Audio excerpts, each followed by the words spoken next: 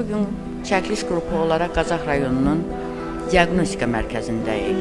Mərkəz Avropa standartında tikilən bir binadır. Binadan getmir söhbət, həkimlərin münasibətindən gedir. Buradakı həkimlərin xəstəyə olan münasibətlərindən çox yüksək dərəcədir. Necə deyir prezidentimiz, analogu olmayan bir son cihazların burada olması, xəstələrə olan qayğı və çox qəribədir. Hara gedirdisə pul deyirdilər, ancaq biz burada pul kəlməsi eşitmədik. Qayğı yüksək səviyyədədir. Biz bugün buraya gəldikdə ikinci qrup 50'sini gördük. Bu ikinci qrup 50'si kimdir? Qarabağ 50'sidir. Hansı ki öz canını o cəbhələrdə qoyub. Burada isə ona elə bir qayğı ilə baxırlar ki, gözlərimizə inanmadı. Keçir içəri, görək xəstə özü nə deyir.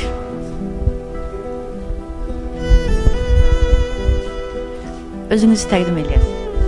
Hoş geldiniz. İkinci grup Qarabağ Əlibanlı İmam Hüseynoğlu. 91-ci ildən Azərbaycanda gedən Azərbaycan mütəxəssis zamanı döyüşlərdə iştirak eləmişəm. 92-ci ilin iyul ayının 26-sında ağır yaralanmışam. O ildən də bu ilə qədər mənim böyrəklərim hər ikisi də xəstədir, hər ikisindən də əməliyyat olmuşam. Azərbaycan Respublikası Prezidenti Cənab İlham Əliyev cənabları fərman verdi Qazax rayonunda diaqnostika tikiləndən bəri. Buranın baş həkimi, Kamandar doktora çox təşəkkürüm bildirirəm, minnətdaram. O yoldaş bu diaqnostika müdür gələndən bəri bir dəlilləri öhdəsinə götürdü. Pulsuz müayinəmizdir, sistemimiz bax, gəlib görürsünüz. Bugünkü gündə mən sistem altındayım. Hamısını bu diaqnostikanın baş həkim, Kamandar doktoru səbəbinə biz yaşayırıq bugünkü gün. Amma biz rayonda heç bir məmurlar tərəfindən bir köməkdarlıq, bir yardım, bir mani cəhətdən bizə heç bir məmurlar kömək eləmir. İmam müəllim, biz bir dəfə də sizlə reportaj apardıq. Gümrük barəsində sizi incitmişdilər. Sizin xətrinizə dəymişdilər və siz narazı idiniz. Bugün diaqnostikadasınız, təbii müalicə olunursunuz, sizə şəfa diləyirəm. Və bugün yenə siz ürək ağrısından, dırnaq arası məmurlardan şikayətçisiniz. Əsas hansı məmurlardan şikayətçisiniz? Əsas kömür idarəsinin rəisi Mehman müəllim yoldaşdan çox narazıyıq. Qırmızı sınıf köprünün rəisi Kənan müəllimlə narazılığımız güldüdür. Bizi oraya gedəndə heç qəbul nədir? Ağır sözlərlə, tənqidlərlə hərbiçiləri çağırırlar, bunları sürüyün eşyə çıxardın, onlar da bizə təzyiq göstərir. Bax, belə vəziyyətlər çox anlayır. Belə çıxır ki, siz quruşdunuz, vətən torpağını qurudunuz. Vətən torpağını qurudunuz. Bugün isə həmən məmurlar sizi küçültmək istəyir. Yox, siz inciməməlisiniz. Çünki bu dırnaq arası məmurlar gəlib keçəsidir. Azərbaycan var və yaşayacaq. Ona görə də sizlərin qarşısında mən baş əyirəm. Əsas bizim həkimlərdir. Həkimlər qayğınıza qalır.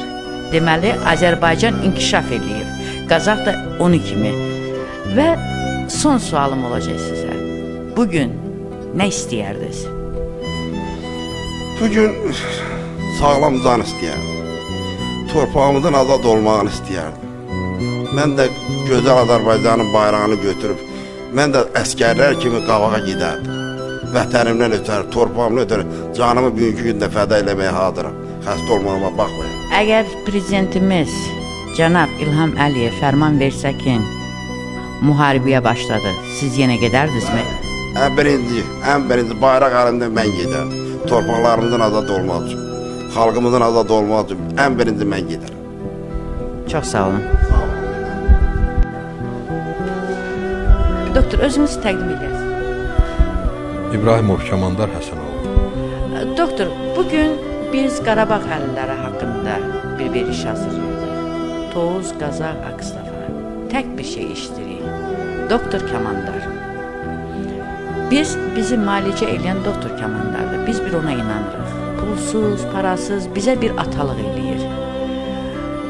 Siz bu haqda nə deyə bilərdiniz? Sizin bu Qarabağ əllərinə olan sevginiz, hörmətiniz nədən qaynaqlanır? Mən əvvəlcədən belə deyim ki, Nəinki Qarabağ əlilləri, bütün xəstələr hamısı həkimlərin yaxın dostları, yaxın insanlarıdır. Biz həkimlərin borcudur, o hər bir kimliyindən asılı olmayaraq o xəstələrə xidmət göstərmək. Amma bu Qarabağ əlillərinə xüsusilə diqqət qayğı vardır. Çünki mən özüm də müharibə döyüşlərində iştirak eləmişəm. Azərbaycan uğrunda döyüşlərdə, Qarabağ müharibəsində mən də iştirak eləmişəm. Mən də müharibə veteranıyam. Mən onların qayğısını, onların çəkdiləri əziyyəti, onların o döyüşlərdə şücaətlərini görmüşəm. Odur ki, onlara qarşı xüsusi diqqət qayğı tələb olunur və biz də onu mütləq yerinə yetirməliyik. Mən arzu eləyərdim ki, Qarabağ əlillərimizin hamısının səhhəti yaxşı olsun. Hər kəs onlara qarşı diqqəti, qayğını gücləndirsin və inşallah yaxın gələcəkdə Allah qoysa, o Qarabağ əlilləri də hamısı sevinsin, torpaqlarımız da qayıdacaq. Hörmətli prezidentimizin o tək bayrağı altında hər birimiz yenə də lazım gələrsə də lap döyüşlərə, lap ölmə getməyə hazırıq ki, biz vətənimiz uğrunda, vətənimizin vahidliyi uğrunda hər bir cəfakeşliyə hazırıq. Biz bugün çəkiliş qrupu olaraq 2-ci Qarabağ əllisini ziyarət etməyə qərar verdik və gəldik. Rəşad belə bir söz işlətdi bizim ilk çəkilişimizdə. Qarabağ əlilləri demək olar ki, bizi utandırırlar ki, siz nəyə görə Qarabağ əlli olsunuz? Utandırırlar bizi. Bu nə demək? Biz Qarabağ əlli olmağımızdan utanırıq. Çünki Rəşad haqlıydı. Onları incitmişdilər Qazaq Gümrüyü.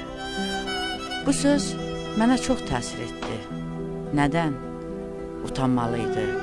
Çünki vətənmi torpağını qorumuşdu? Bundan mı utanmalıdır? Yox. O bundan utanmamalıdır. O bizim qəhrəmanımızdır. Hər bir Azərbaycanlının qəlbində hər bir Qarabağ əllisi qəhrəmandır.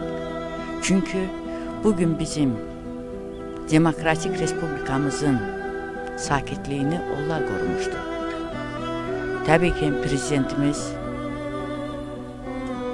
Cənab İlham Əliyev Qarabağ əlillərinə qayğı göstərdir.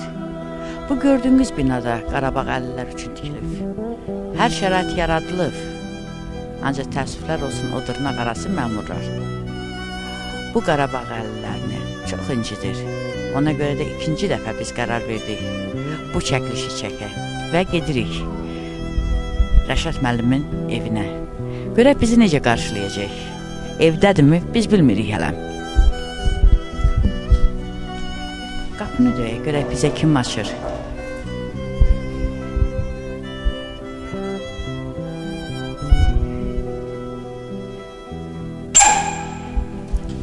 Olar mı? Buyurun, hoş geldiniz. Rəşad müəllim evdənmi? Evet. Ay, salam əleykum Rəşad müəllim. Yenə qərarı aldıq ki, sizlərlə görüşək. Sizlər bizim başımızdarsınız. Birinci verilişdə biz çox belə həyəcan keçirdik. Sizin bir sözünüz bizi çox tutdu. Kim Qarabağ əlli olmağından utanırsınız. Və bu sözə görə biz 2-ci dəfə bura gəldik. Allah köməyiniz olsun. Və yenə də sizin qarşınızda baş əyərək siz bizim başımızın tacısınız, siz torpaq qoruyursunuz. Başınız var olsun. Siz bizə Bugün valla elə səhhətimiz göz qabağında. Nə dura bilirik, nə çıxa bilirik. Heç bir təminatımız yox. Başqa bir yerdən gəlirimiz yox. Dolanmamız çətin. Qalmışıq belə evdə otururuq. Uşaq bizim üzümüzə, biz uşağın üzünə. Kömrükdə işləyirdik. Öz zəhmətimizlə aləmizi dolandırırdıq. Kənd təsərrüfat malları gətirirdik. İndi gidirik də idarə rəisinin yanına müraciət edirik. İdarə rəisi deyir, gedin Səfər Meytiyevə müraciət edin. Səfər Meytiyev kimdir? Səfər Meytiyev Dövlət Kömrük Komitəsində komitə sədrinin müavini, general-mayor cənab Səfər Meytiyev. Deyirlər biz dikdik, rəhbərimiz odur, gedin ondan icazə alın, bacarsa gəlin işləyin. Biz də dediyimiz odur 10%, 20% xətiyabı bizə güzəşt olunsun əlillərə. Yəni biz də Azərbaycanlıyıq, Azərbaycan oğullarıyıq. Döyüşmüşük, canımız, qanımızı vermişik. Ömrümüzdə də yəqin ki, o boyda ömrümüz yoxdur bizim. Bəlli məsələdir ki, bizim o boyda ömrümüz yoxdur. Ona görə ki, 6 aydan bizə 6 aydan bir müalicə dövlət tərəfindən müalicəyə göndərilir. Onun da sözün açığı heç maddi imkanımız da yoxdur ki, yol pulu eləyək gedək. Elə pensiyamızdan ailəmizi, kommunal xidmətləri hamısını özümüz ödəyirik. Çatdırmaq olmur. Ona görə bizi dinləyənlərdən, cənab prezidentimizdən xahiş edirik bizə bu barədə köməklik eləsin ki, biz də Gürcüstan Respublikasından kənd təsərrüfat malları gətirməyimizdə bizə köməklik göstərsin. Heç olmasa 10-20% bizə güzəşt olunsun. Xahiş edirik. Siz belə bir söz işlətmişdiniz. Qızım protezimi gətirdikdə soruşur. Ata, ayağını kim kəsib? Siz deyirdiniz, ermənilər. Mən böyüyəndə gedib erməniləri öldürəcəm. Yəni mənim uşaqlarım indi körpədirlər. Gec evləndiyim üçün körpədirlər. Mənim uşaqlarım mənə o sözləri deyəndə, ata bə sən əlilsən, sənə niyə hörmət olunmur? Mən utanıram, uşağıma cavab verə bilmirəm. Nəyə görə dövlətimiz, dövlət məmurlarımız bizi utandırırlar? Xahiş edirəm sizlərdən. Biz sizdən pul istəmirik, nəsə başqa şey istəmirik. Öz zəhmətimizlə gələr. Əlil olduğum üçün düz utanmıram. Amma iş qabiliyyətimi nə qədər olmasa itirmişəm, amma yenə də özümü bəzi sağlam insanlardan da üstün tuturam, sağlamam. Dası qoy öz əziyyətimlə dolanayım da.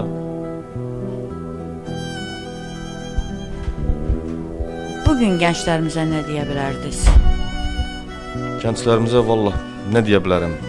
Elə gənclərimizə deməyə sözüm yoxdur. Ona görə ki, kimsə əskərlikdən yayınanda vallah bir yandan da qınamıram onu. Bu sualı mən boş yerə vermədim.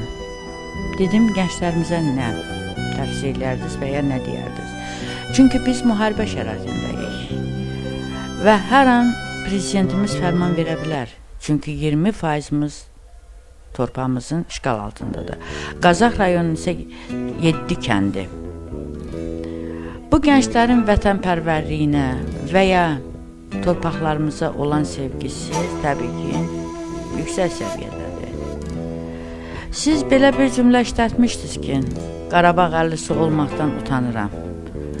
Bunu da gənclərimiz də izləyir. Onlar da düşünür. Mənə də deyirlər yolda gördükdə. Biz də gedib vuruşsaq, əlil olsaq bizədən birə deyərlər. Ona görə də bu sualı verdim. Siz nə deyərdiniz bizim gənclərimizə? Biz bu dəqiqənin özündə də Qazax rayon Qarabağ əlilləri, bütün uşaqlarımız bu dəqiqənin özündə də biz gəlib müraciət edirik hərbi komissarlığa ki, yəni hər an döyüş başlasa, yenə biz gedəsinik. Biz dalda qalasıq. Bizdəki məlumata görə siz Qarabağ əlilləri yerli hərbi komissarlığa müraciət edibsiz yazılı surətdə ki, biz hazırıq yenə vətəni qorumağa. Bəli, onlar da dedilər ki, hələ elə bir şey yoxdur. Nə vaxt olsa biz yenə sizinlə əlaqə saxlayarıq. Biz müraciət elədik. Amma indi biz bilmirik. Düşmənimizlə mi gedib döyüşəcəyik, yoxsa öz içimizdə olan düşmənlərimizlə mi? İçimizdə olan düşmənləri kimi nəzərdə tutursunuz? Birinci növbədə gömrük postu. Deməli, gümrük postu sizi o qədər incidib ki, siz onları bağışlaya bilmirsiniz. Keçirik adicənə piyada keçidlə. Heç bezotretdə biz buraxmıyorlar. Bezotret. Dedik növbədən kənar keçək də əlil olduğumuz üçün gözləyə bilmirik. Ayağımız yox, qolumuz yox, gözümüz yox, hər yerimizdə travmalar. Mümkün deyil. Maşınla da keçəndə yenə sürücü maşında olmalıdır, qalanlar düşməlidir. Gömrük postu icazə vermir bu şeylər. 2 kilo ət alırıq məsələn Gürcüstandan, orada hər şey ucuzdur. Və yaxud nə salırıq, onu da ki, belə yerə töküb yerdə dəyəxləyirlər. 1 qram bizə Çox qırılıblar. Dırnaq arası məmurlardan. Məmurlar, gümrük məmurlarını mən nəzərdə tuturam. Tam yox, təbii ki, dırnaq arası olanları. Onlar heç mi vicdan əzabı çəkmir? Şikəst olanlar, əlil olanları, torpaq üzərində vuruşanları, düşmənlə üz-üzə gəlib sinəsini irəli verib, heç nəyi düşünmədən nə ailəsini, nə evladını torpağımız, vətənimiz deyərək irəli gediblər. Biri ayağını itirir, o birisi böyrəyini, biri gözünü. Kimlər üçün bunlar vuruşub? Bu dırnaq arası məmurlar üçünmü? Yox, onlar vətən üçün. Bu dırnaq arası məmurlar isə bunu izlədikdə az da olsa bir vicdan azabı çəkərlər. Mən belə düşünürəm. Ancaq inanmıram. Çünki onlarda vicdan olsaydı, bu insanlara bu sözləri deməzdilər. Bizim üçün vuruşmuyursunuz. Naxçıvan üçün vuruşmuyursunuz. Siz Qazaq üçün vuruşursunuz. Gedin Qazaq rayon icra başçısının yanına. Mən buradan deyirəm. Ay dırnaq arası məmur, səhv deyirsən. Azərbaycanın hər bir güşəsi, hər bir Azərbaycanın ana torpağıdır. Mən bilmirəm sizlər kimlərsiniz. Bəlkə sizin üçün vətən yalnız puldur. Yox, bu insanlar üçün də Azərbaycanlı vətəndaşlar üçün də vətən pul deyil, vətən anadır, ana da vətəndir.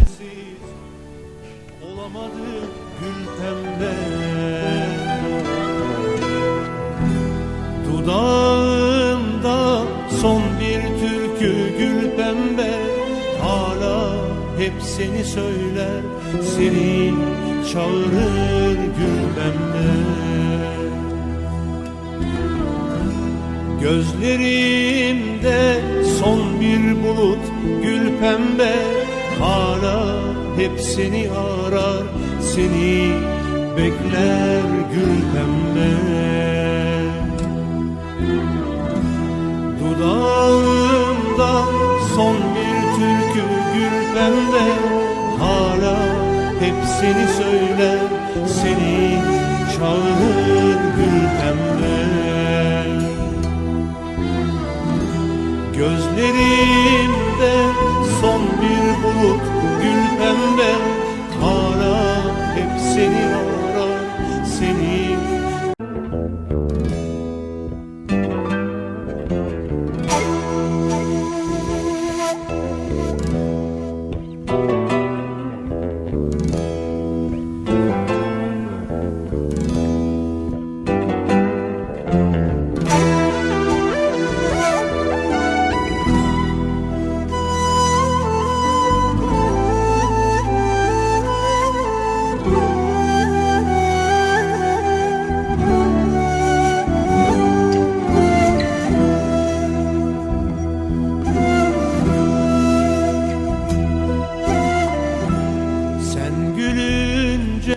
Məktub gəldi, şikayət məktubu. Bu məktub kimlərdən idi? Qarabağ əllilərindən. Biz onları bir dəfə çəkdik, onların şikayətini dinlədik, onların inciklərini dinlədik və biz onu öz saytımıza yerləşdirdik. Və bugün də onların yenə şikayəti var. Heç kim əhmiyyət vermədi. Əksinə, o dırnaq arası məmurlar bunlara təzyiq etməyə başladı. Və biz qərara aldıq ki, verilmişimizi davam elətdirək. Görək, bunu nəticəsi nə ilə bitir? Bunların səsini niyə eşitmirlər? Yoxsa bunlar səhv yoldadılar və ya düz yoldadır? Yoxsa o dırnaq arası məmurlar bunları vətən xaini hesab eləyir? Və ona görə də Qarabağ əllilərin özündən eşitsək daha yaxşı olar. Biz sizlə veriş aparmışdıq, çəkmişdik. Sizin dərdinizi dinlədik. Sizlərdən, necə deyim, bəzi bilmədiklərimizi öyrəndik. Bugün vəziyyət nədir? Yenə siz müraciət edibsiniz və biz gəldik. Yenə də sizin qarşınızda mən baş əyirəm. Siz şəxsən mənim üçün, Azərbaycan xalqı üçün qəhrəmansınız. Ona görə də hər sizin çağırışınızda biz hazırıq. Necə əskərlikdə deyirlər, komandir qəbulunuzdayıq və ya əmrinizdəyik. Buyuruz. Özünüzü təqdim edin. 2-ci qrup Qarabağ əlli Banneyev İmam Müseyiboğlu. Sizin yenə şikayətiniz nədir? Bizim Nə məsələdir bu? Bu bitmədimi? Bu bitən şey deyil. Fərdə xanım, bu heç vaxt bitən deyil. Prezidentimiz də gözəl çıxışlar eləyir, əllərin, şahid ailələrin qeydinə qalın. Amma buna bir tərəfdən bizə bir məmur köməkdarlıq göstərmir. O cümlədən bax bizim qırmızı körpü, sınıq körpü. Gedirik, təzyiqlərə məruz qalırıq. Tənqidlərlə, acı sözlərlə bizim üçün mü vuruşursunuz? Özünüz üçün mənəviyinizi qoruyursunuz. Niyə mən mənəviyimi qorudum? Mən rayonlarımızı qoruduq, xalqımızı qoruduq, torpağımızı qoruduq. Bugünkü gün ona görə biz təzyiqlərə məruz qalmalıyıq. Nə əsasa qalmalıyıq? Niyə qalmalıyıq? Sizə kim tərəfindən təzyiq olunur? Kənan müəllim tərəfindən. Qırmızı körpünün, sınıq körpünün rəisi Kənan müəllim tərəfindən bizə təzyiqlər olur. Nə əsasən, nə səbəbə görə o insan bizi tənqid edir. Cənab Prezident Barbabari əlillərin, şahid əllərin qeydinə qalın. Amma bunlar qalmır bizim qeydimizə. Nəyə görə qalmırlar? Niyə qalmırlar? Bax biz bunun əsasını gəlirik, tapa bilmirik. Kimdən örgədik, kim bizi başa saldı? Belə olmaz axı, ay sizə qurban olun. Amma bizim Qazax rayonunun polis şöbəsinin rəisi Sıvalov cənablarına mən öz təşəkkürümü bildirirəm, öz kollega adımla. Dönə-dönə təşəkkür edirəm. Söyrəm müəllimə, bizim qeydimizə qalan bir dənə 7 Qazax rayonunda gözəl bir insan oldu.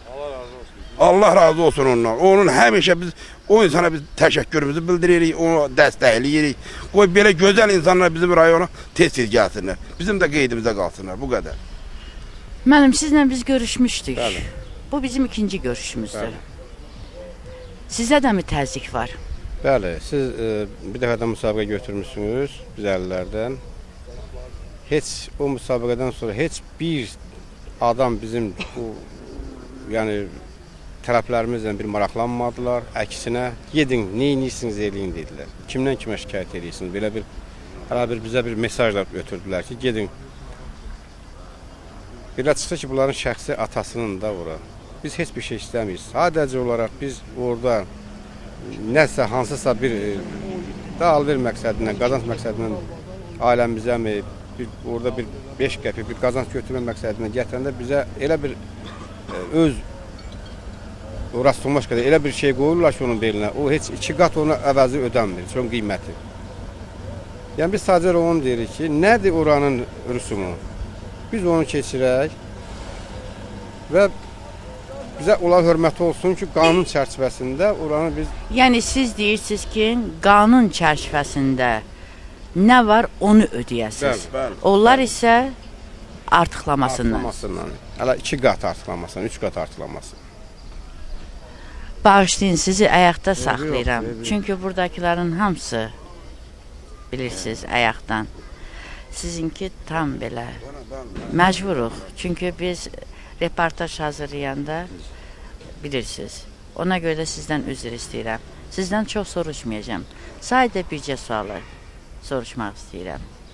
Siz bugün buradasınız və yenə də şikayət üzərə. Sizin şikayətiniz nədir? Yine bizim şikayətimiz yine Qırmızı Körpüdəndir. Biz adi öz prezidentimiz bizə maşın verir. Maşınla biz oraya gedirik, adi öz maşınımızda gətirdiyimiz müəyyən miqdarda versə bizdən rüsum istəyirlər. Rüsum deyirlər, rüsum qoyurlar ki, biz o gətirir ki 5 manat qazanc ailəmiz saxlamaq üçün. Elə rüsum qoyurlar ki, oradan gətirdiyin həmən rüsumu ödəmir. Bax, onu tələb edir ki... Neçə uşağınız var? Bir oğlum. Allah saxlasın. Sağ olun. İkinci qrup Qarabağ. Siz də özünüzü təqdim eləyin. İkinci qrup Qarabağ əlli Vəliyev Urfan Norizoğlu. Aydın Əliyev cənabları Qazaxa səfərində gələndə qəbulunda olmuşam. Olmuşuq. Hamımızın adından demişəm sözümüzü. O da göstəriş verib Mehman müəllimə. Mehman müəllimin dalından 10 dəfə getmişəm. Qəbul eləməyib, 11-ci-də qəbul elədi. Dedim, mənlik döyük. Aydın Əliyev talım eləmir adam. Bir də dedi ki... Yəni öz rəisini tanımır. Öz rəisini dedi, tanımıram. İkincisi də dedi, siz naxaq döyüşürsünüz. Ali Baş Komandandan xahiş edirəm, baxda məmur haqqında sərəncam çıxarsın. Siz hansı döyüşlərdə döyüşdünüz? Mən Qazax rayonunda olmuşam. Ən ağır postlarda olmuşam. En sali. Ayağımı itirmişəm. Sağ baldırımı itirmişəm döyüşlərdə. Biz sizlə ikinci dəfə görüşdük və sizin 2 problem vardı. Birində siz aclıq elan eləmişdiniz. Mən o mövzuya toxunmayacağam. Bugünkü şikayətiniz nədir sizin? Bugünkü şikayətimiz xanım, bizim genel elə hər birimizin burada gördüyümüz qardaşlarımız hamımız gedirdik. O sərhəddən nəsə keçirirdik. Allah razı olsun. Keçmiş rəisimiz, Əziz müəllim, Ceyhun müəllim bizə yol vermişdilər. Gedirdik, çörək pulumuzu qazanırdıq. Və gəldi, bunlar da bir balaca limit verirlər. Dedilər ki, general 200 ton limit verib. Biz də getdik, biraz işlədik, nə vardı, sonra da... General kim idi? Valla elə işdim də, generalımız yəqin şimdi aydın. Valla Səfər Mehdiyev. biz bunu bilirik ki, Azərbaycanın bir prezidenti var. Fərmanlar və sərəncamlar ondan gedir. Generaldan getmir. Və prezidentimiz Qarabağ əllərinə həmişə qayğısını göstərdi. Bugün də göstərdir. Elə bir onun çıxışları yoxdur ki, orada şəhid ailələrinə, milli qəhrəmanlarımıza və ya Qarabağ əllərindən adını çəkməsin. Onlara qayğı. Allah razı olsun. Və bugün o qayğını isə siz burada görmürsünüz. Bunu nə ilə bağlaya bilərsiniz? Bax, elə bu yerdə biz də ilişib qalırıq. Şimdi bu qayğı bizə onun mərhum rəhmətli prezidentimiz Heydər Əliyev cənabları bizə nə qədər güzəştlər elədi, nə qədər bizi dolanmamız üçün həmişə adımızı anırdı. Elə də ki, İlham Əliyev həmsinin. Amma biz qalmışıq rayonda kimin hansı sayədən gedirik, hamısı deyir ki, heç nə yoxdur da, çıxış variantı vermirlər bizə ki, dolana bilək. Halə gedirik, ayağımızı kəsirlər, halə gedirik, qolumuzu bağlayırlar. Siz özünüz təqdim edin. İkinci qruplara və Əlli Mahmudov Xəqani. Xəqani, sizin nədir şikayətiniz?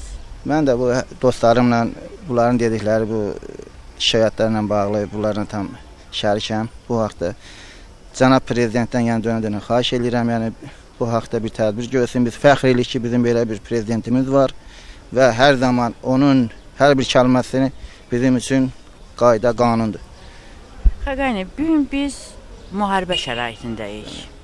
Əgər prezidentimiz fərman versə ki, müharibəyə hazırsınızmı, müharibəyə başlayır, siz yenə gedərdinizmi? Canla başla. O cənab prezidentin bir sözü bizim hamımız üçün, nəinki belə evdəkilər olsun, ya istəyən qohum əqrəbə, dost, tanış, yəni yaşımızdan fərqli olmayaraq, onun hər bir sözü bizim üçün qanundur. Və biz fəxr edirik ki, bizim belə prezidentimiz var, yenə xahiş edirik, dönə-dönə imkan dairəsində bizlərə kömək eləsin. Rəşad mənim yenə sizin yanınıza gəldi. Siz daha çox qırğınsınız, sizi çox incidiblər. Bugün nə deyərdiniz? Mən şəxsən fəxr edirəm ki, siz Qazax rayonunda sizin kimi qeyrətli, namuslu jurnalistimiz Fərdə xanımımız var. Mən tövsiyə edirəm Mən borcumu yerinə getirəm. Bəzi məmurlara ki, səhlənkar məmurlara ki, etibarsız məmurlara ki, yəni onların da təki sizin qeyrətiniz, namusunuz qədər ciqqıca da olsa bir qeyrətləri, namusları, kişilikləri olsun. Ancaq onlara mümkündür, çatmır. Biz birinci çəkiliş elədik, dedik bəlkə nəsə bir, bunlar öz ürəklərinə sararlar ki, ciqqıca da olsa bizə güzəşt eləsinlər. 10%, 15%, 20%, nə əllərindən gəlirsə. Olmadı mı? Olmadı. Nabarot, əks təsir göstərdi. Əks təsir göstərdi dedikdə Bəli, necə Kənan müəllim bizə məsələn Kənan post rəisi oradan bizə smarış göndərir. Nə deyir? Deyir ki, onu saytdan çıxardın və yaxud niyə belə dedilər, niyə belə dedilər. Məcbur eləməyin də bizi deməyə. Xahiş edirik biz də.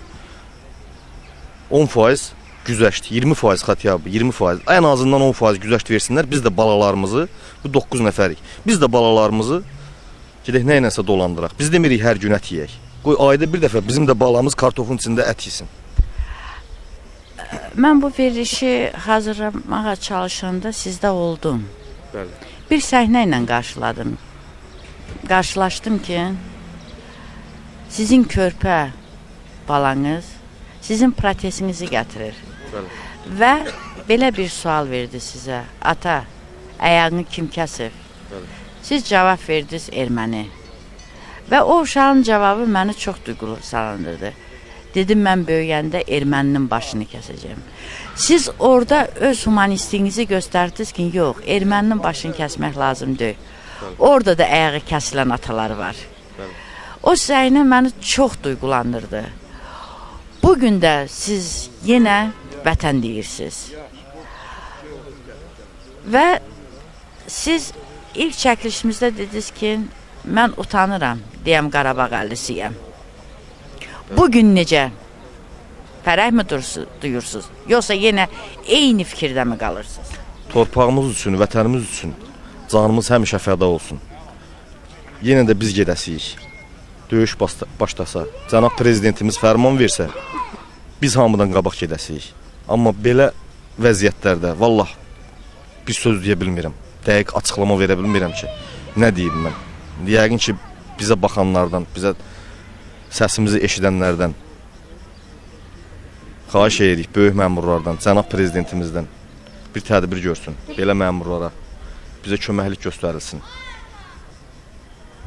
Nə deyim, vallah, deyiləsi çox söz var, ancaq çox sözləri deyə bilmirik. Cənab prezidentimiz elə bil təklənib. Yəni, deyə bilmirik ki, biz Qarabağ əlliyik. Ən azından mən kimisə yanında axsamıram ki, qoy deməsinlər, mən axsayıram. Özümü dişimi sıxıb yeriyirəm, oradan ayağım ağır yağır. Utandırırlar bizi. Yəni, elə olsun biz də utanmayaq. Ücə utanırıq. Mümkün deyil. Gördünüz bizim Qarabağ əllilərin sözlərini, ürəklərindən gələni dedilər. Yenə deyirlər, biz hazırıq döyüşə. Yenə deyirlər, vətən, torpaq. Bu Qarabağlılar utanmamalıdır. Utanmalıdır o dırnaq arası olan məmurlar. Çünki onlar hazırına gəliblər. Ancaq onlar bir şey unutmasın ki, Azərbaycan böyük bir devlətdir. Azərbaycan xalqı böyük bir xalqdır. Çünki bu böyük bir xalqın böyük bir prezidenti var. Hər şeyin bir zamanı var. O zaman artıq çatıb. Bu məmurlar bugün artıq laxlayır. Yerləri onların. Demək olar ki, uçuruma gedir. Və yenə də mən Azərbaycan xalq adından, Qazaq xalq adından deyirəm, sizin qarşınızda mən baş əyirəm. Siz bizim üçün qəhrəmansınız. Dırnaq arası məmurlar üçün. Siz düşman ola bilərsiniz. Çünki onların südü nədəndir biz bilmirik.